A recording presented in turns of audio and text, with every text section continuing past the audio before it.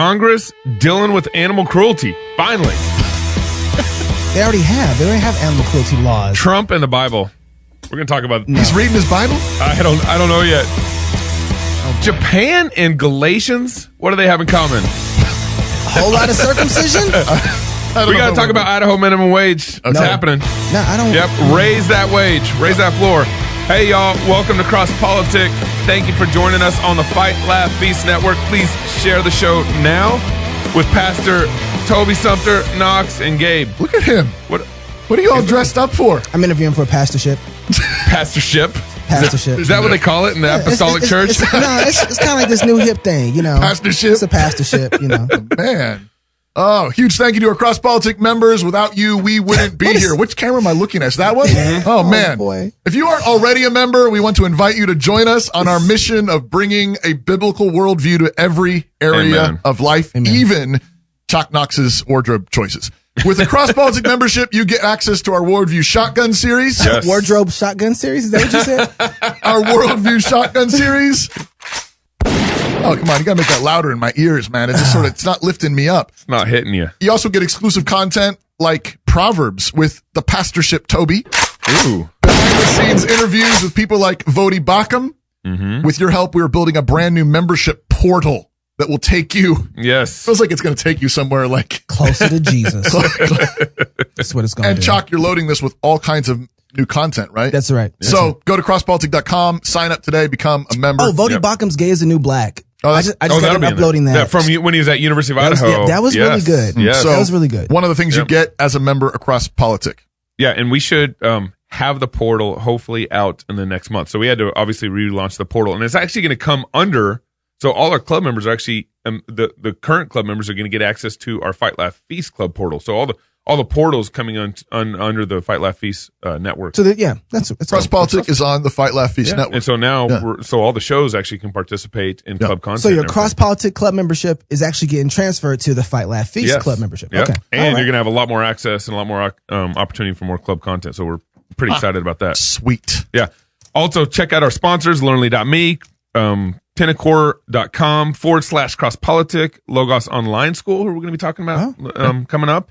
And then, of course, Classical Conversations. This is our second year with them being our year-long corporate partner. Man, they really like us. We love you guys. So check them out. Classical Conversations believes that parents are the best teachers for their children. Classical Conversations is committed to helping families homeschool successfully through high school. And their program offers community, accountability, rich, downloadable resources, tried and trusted learning framework, because they've been working on this framework since the 90s, trained parent tutors that model the classical approach.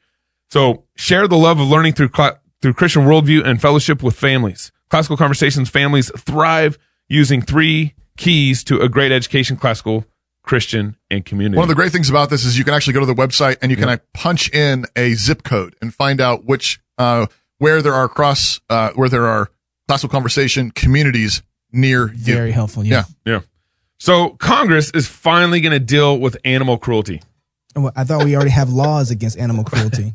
They're going to make it a federal law. Are you excited? We already have federal laws against animal cruelty. I don't know. It's already a federal law. It's already really? Yeah. I was like, we had no federal law. I was like, why are they pushing this? No. It makes sense that they're pushing this if we had no federal law. Okay, here's what it says. So this is the summary that I read on congress.gov or something like that. Okay. This bill amends the federal criminal code, which already exists against animal cruelty. Wow. But it revises and expands the provisions with respect to, and I'm quoting here, animal crushing. So you can't crush an animal. Yeah. Wouldn't that be considered cruel to crush an animal? No. So now is it with forceps or without? It retains existing criminal offenses.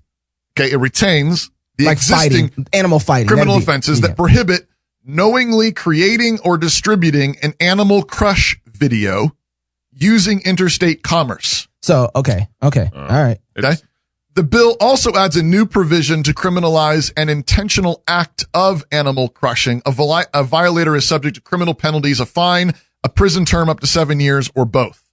I'm pretty sure that's the new part, is that it's the criminal penalty has been upped. And then I think it's also making provisions specifically that I think include like internet like digital. So to share it, sharing to put it out there, and create making the content. Animal Crush videos. It also provides additional exceptions for conduct or video of conduct, including conduct that is medical or scientific research. So that there's an exception. Okay. Necessary to protect the life or property of a person. Right.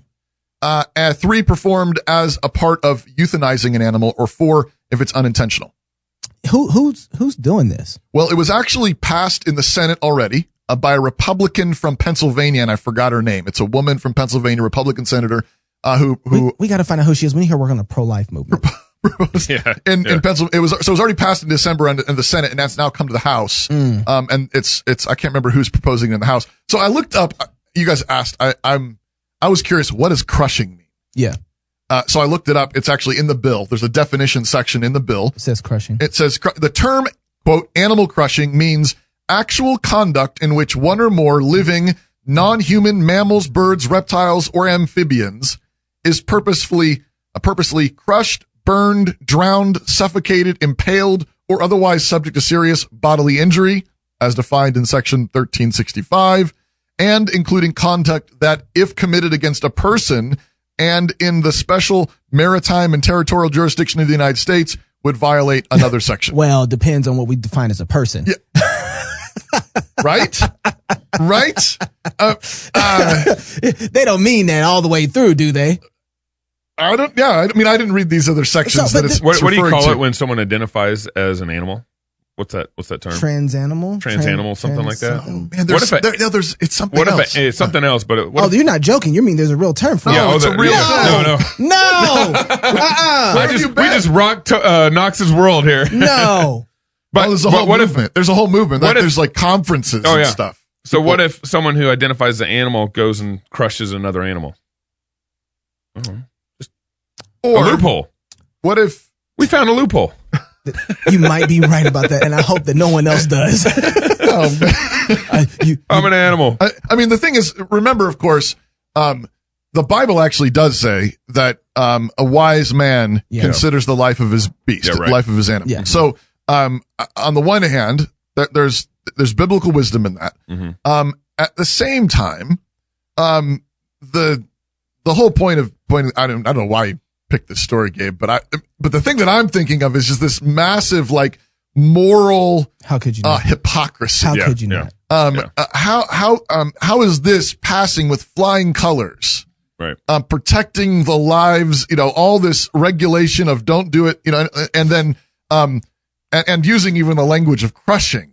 Right. Yeah. I think the reason is because it's a bunch of stuff that we really don't care about. Right. It doesn't have, we don't really care about the animals. That's exactly, we make it look like we do. Yeah. It's kind of a quick praise to make it look like we care. Virtue signaling. That's exactly what it is. But the truth is we don't, because it doesn't have really any implications to the rest of our life. Yeah. It's a non-issue. Right. You know what I mean? And so, no, I get it. There's people out there doing this, and we already have a way to deal with that. All right. Yeah. But if we actually talk about what people can do with their sin, that's a different conversation. Yeah, right. They're precious. Right. So what happens if you're actually talking about something that someone cares about? That's right. Yeah. Oh yeah, I want to cover up my sin. You're going to make laws against that? Yeah. Well, and it seems like in the last couple of years, Congress, or I don't know, maybe since 2000, whatever, but the last number of years, Congress has only made laws that either put more control over people or virtue signal. Yeah. Obamacare, more control over people, or virtue signaling. Like, what did we talked about a couple weeks ago where they passed there's another virtue signal law. Lynching. They made lynching federally illegal. Yeah. Which we still need to look up the definition of that, by the way. We need to find out what exactly happened there, because I'm afraid something like, I think it's a word game. Something happened there. Either nothing happened and it was all like this pretty thing, or maybe something kind of insidious is getting snuck under. Stuck in there. So, but if we get the Bible in public schools, that'll change everything. It'll solve everything. It'll solve everything. So CBS reports Alabama, Iowa, and West Virginia have considered Bible literacy bills. Alabama, Iowa, and West Virginia. Yeah. Okay. Bible literacy bills.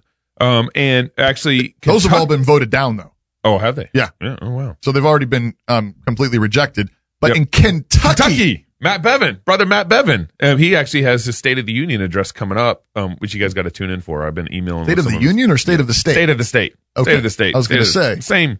Way to go. How did that happen? He's stuck in. He's like, all right. I'll give a State of the Union address. That's what he should do. Absolutely. So Kentucky signed a legislation in 2017 to allow public school students to take Bible and Hebrew scripture classes. Yeah. ACLU actually made a big deal out of it. Of course, they're nervous about the bill being passed and everything.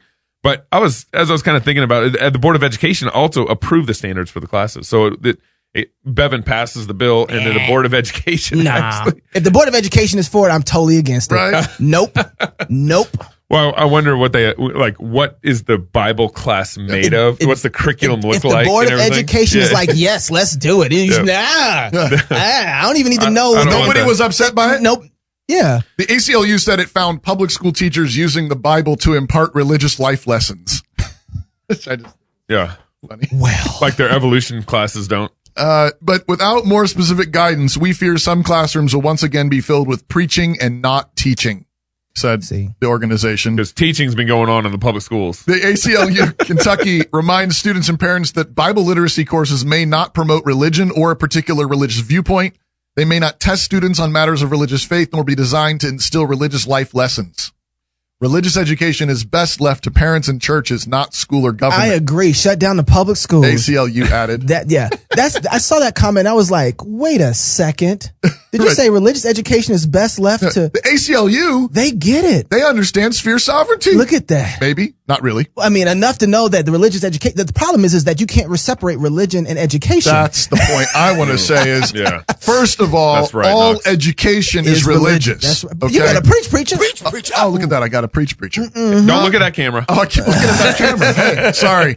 The ACLU is a religious sect. Yep. Yeah, that's right. Based on the tenets of secular humanism. I think I've said this on the show before, but one of my favorite scenes, I haven't watched it in years, but The Simpsons. Yeah. You remember me saying this before? That so we can play it. We need to grab it, but it was a Super Bowl episode, right? It played right after the Super Bowl one year, and it was right after all the Janet Jackson fiasco and all this stuff, and so everybody's all hypersensitive, and they end up doing who's the religious guy, the nut Flanders ends up doing the Super Bowl halftime show, and he does a live action reenactment of Noah's Ark. This is also in the aftermath of Mel Gibson's The Passion. So there's this like uproar about all the violence and all this stuff. And anyways, all these people come pouring out of the stadium after this halftime show, utterly offended by the Noah's Ark story. And there's a news anchor interviewing this lady, and she's just going on, and she's flustered. She says, "Don't they know we're secular humanists?" Yeah. And then the little kid leans up and grabs her mom by the shirt and says, "Mom, why wasn't I baptized?" What should we do with our babies? I love that. What? No. I'm going to stop. I'm going to leave that alone. And Noah's Ark was a baptism. I know. Yeah, right? Of course it was. Yeah. I mean, sometimes the little kid got it. You get better theology on Simpsons sometimes than most churches. Yeah. Actually, and this is a second point was, secondly, why would we want secular humanists entrusted with teaching Bible literacy? And this goes back to your point. Yeah, right. If the Board of Education approved it, I don't trust it. Yeah, that's exactly right. Right? Yeah. And another thing too is that one of the things that bothered me about this is that I think Christians are so happy for any kind of win of like, yes, they're bringing in our book. And listen, I get it because this sword ain't no joke. Okay. You don't play with this. It's like the Ark, right? You don't play with it. You're going to get cut. There's a difference though. When they're bringing this in to lord over it instead of be lorded by it. Yeah. Yeah, and that's what bothers me. It's another virtue signal. Hey, look, we got our Bible in here now. Bible classes. Pacify the Christians, you Christians. I'm reading God's Smuggler. Have you heard of this book? No. With my family right now. It's a story of Brother Andrew, a guy named Brother Andrew from the Netherlands. He was a missionary who went behind the Iron Curtain during the Cold War. Smuggling Bibles. And that sort of thing. And one of the striking things, we just read a chapter recently about how when he got there, he was expecting since communists are officially anti-Christian and atheistic, he was sort of expecting complete banning of all Christian churches and all Bibles and so on. And he was surprised to find out that most of the Eastern European countries behind the Iron Curtain actually had tons of churches functioning and Bibles. That's right. But what he found was that those communist countries, in those communist countries, Christianity wasn't prohibited. Christianity was highly regulated. That's right. Wow. And so, it's sort of like that's in China right now too. We'll give you your little hit of religion. Yeah. Right. But you got to register with the state. You had to register. You had to re-register every one of the, I think it was Yugoslavia or one of the countries. You had to like register every 3 months if you are a preacher. Wow. You had to turn in manuscripts of your sermons. Sermons outlines. Brother Andrew was asked to speak in one of the churches, and he said, I'm allowed to preach? And the pastor said, oh, no. But you can bring us greetings from the Netherlands. And if you want to bring us greetings from our mutual friend, Jesus Christ, you may. What? But my point is, that is exactly what's going on in the public school system. There's a kind of bureaucratic, like, okay, we'll take your Bible. Right. Yeah. And that just sucks it into this system, and then it regulates it. And and everybody thinks then what they're doing is actually inoculating people to the gospel. Wow. It's like you got your vaccine. Mm-hmm. Yeah. And now these kids took a Bible class and think they understand Jesus, they understand Christianity, and it actually has done the exact opposite of what Christians think. Humanistic approach to Christianity. Exactly. You know, it's amazing to me. I think that we need to be sounding way more like the ACLU. It's like, you can't bring this book in and think that it's not going to cause, no. This thing is dangerous. Well, we need to be saying all education is inherently religious, so get the state out of it. Yeah. And if get the state out of it, because the state has no business teaching religion at all. And you can't teach about the world and disciple children up in the world without describing and explaining where it came from and what's right and wrong. This whole thing needs to be exploded. Yeah. There isn't a way to save this by putting a little Jesus inside of it. No, don't sprinkle a little bit of Jesus powder on top of it. Jesus needs to explode the whole thing. Yeah. So Japan made me laugh recently. In 2004, they have so racist. I don't know what you mean. I didn't say anything racist yet. And in 2004, so kind of a little background here. 2004, they have a law that states that people wishing to register a gender change must have their original productive organs, we call them reproductive organs. Productive. They're supposed to be. Removed and have a body that appears to have parts that resemble the genital organs of the gender they want to register as. Yeah. So that's 2004 law passed. Well, it got challenged recently, and the Supreme Court, Japanese Supreme Court, upheld the law. Yeah. And so basically what they're saying is if a man wants to become a woman, well, then you got to do it all.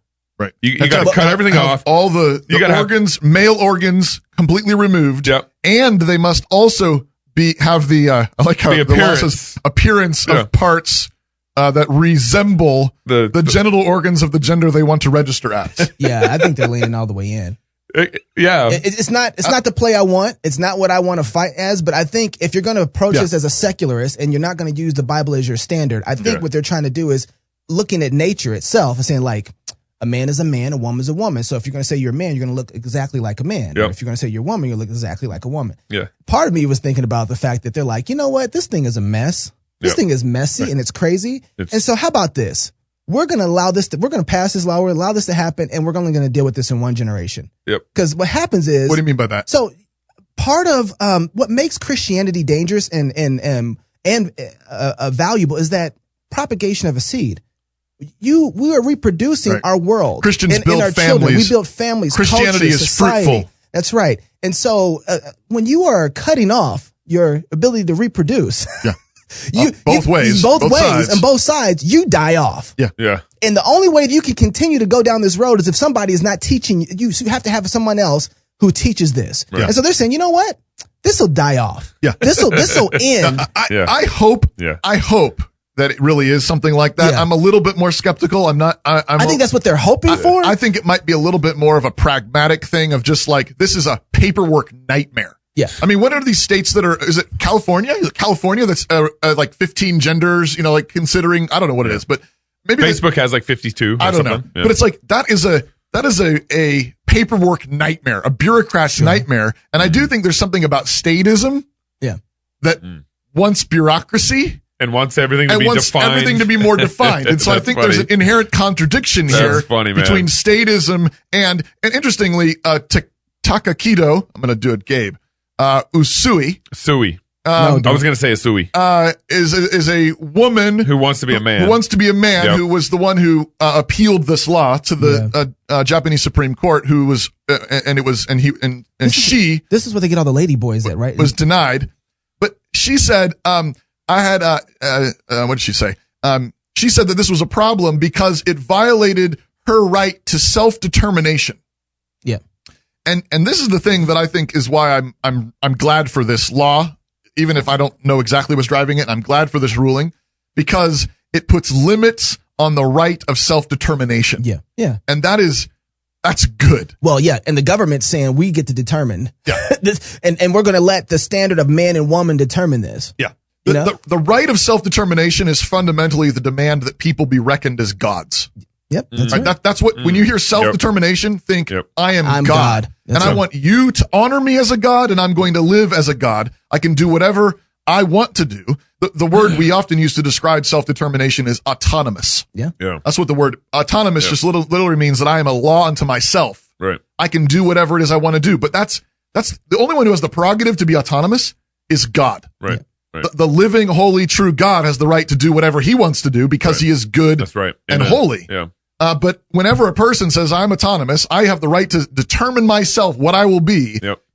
She is claiming to be God Yeah. and wanting to be worshiped as a God. And I think so. A state, anybody coming in saying no, there's a limit to this, is good. Yeah. Well, and everyone at some point is going to be limited on their self-determination, because if I say I want to be a woman and I want all you guys to refer to me as a woman, then I'm regulating your self-determinism. I'm forcing you guys to refer to me as someone who The whole idea, polytheism it just doesn't work. Polytheism, which is what you're trying to do, is inherently violent and anarchic Yeah. and chaotic. Yeah. You can't have a bunch of people saying just read the ancient Greek mythologies. Yeah. None of them are peaceful and happy. It's just gods at war constantly because I'm God. No, I'm God. Yeah. No, I'm God. That's right. Like, what could go wrong? You know, one of the things too is that thinking about this, Japan is going to lose because they don't have the gospel leading this. Yeah. And if you don't have the gospel leading That's this, what I'm worried about. Yeah. Then it doesn't matter whatever kind of laws you set up. Right. There isn't a way to get out of this apart from people being restored back to Jesus Christ. At the end of the day. Secularism loses It absolutely does. against polytheism. Yeah. If you're a man, go find your good thing and marry her. And if you guys get married, have kids. And if you have kids, go baptize them. Until Sunday, love God with all your heart, soul, mind, and strength. Love your neighbor as yourself. Go fight, laugh, and feast. And get ready, club members. It's about to get crazy on that club portal. I'm Where's that excited. club portal? Excited. We're working on it. We're working on it. Yeah, We're working on it.